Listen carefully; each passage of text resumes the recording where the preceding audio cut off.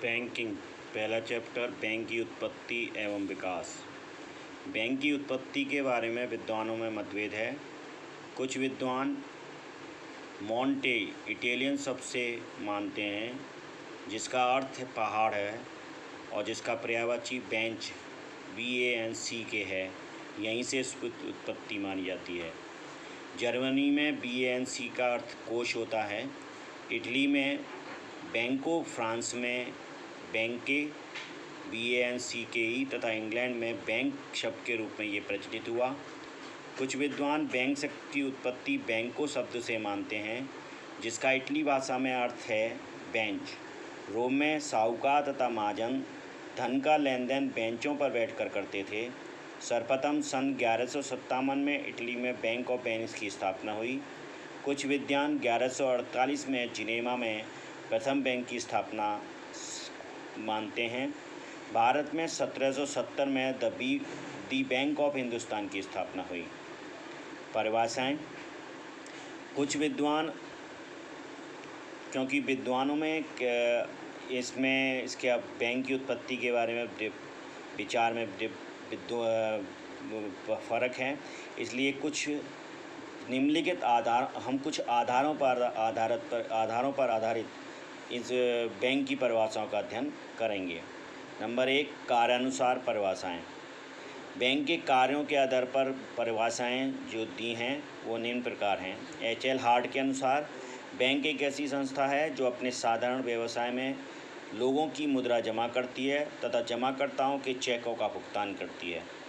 बार्टलीप के शब्दों में बैंक ऐसी संस्था है जो जनता से जमा के रूप में धनराशि देने के लिए हर समय तैयार है तथा जमाकर्ता और उनके द्वारा लिए गए चेकों के माध्यम से धनराशि वापस प्राप्त करती है।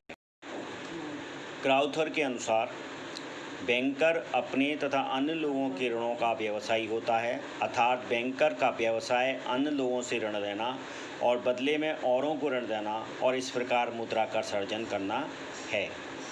उपरोक्त परिभाषाएं सिर्फ बैंक के कार्यों को महत्व देती हैं, इसलिए ये पूरी तरह से पूर्ण परिभाषाएं नहीं कह सकते।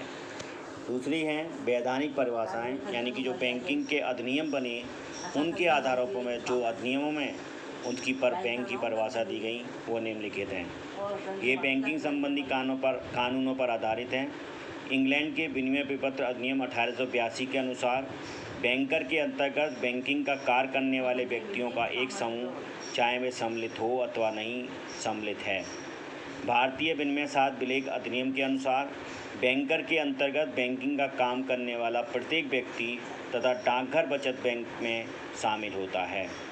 भारतीय बैंकिंग कंपनी अधिनियम 1949 की धारा 5(6) के अनुसार बैंकिंग का अर्थ उधार देने अथवा निवेश करने के उद्देश्य से जनता से ऐसी जमा राशि मुद्रा स्वीकार करना जो मांग पर या अन्य किसी प्रकार से, जैसे चेक, ड्राफ्ट, आदेश या किसी अन्य माध्यम से दे हो।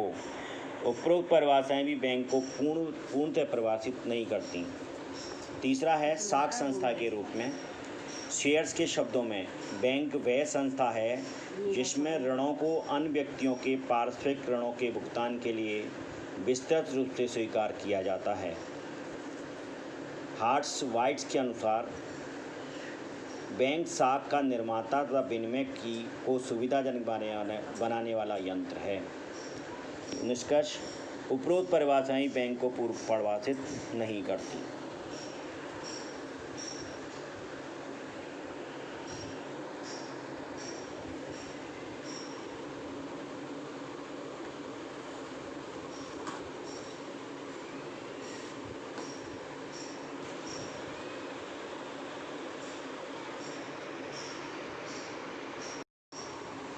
अब बात करते हैं आधुनिक बैंक के कार्यों की। मुख्य कार्य 2 हैं, जमा करना और ऋण प्रदान करना।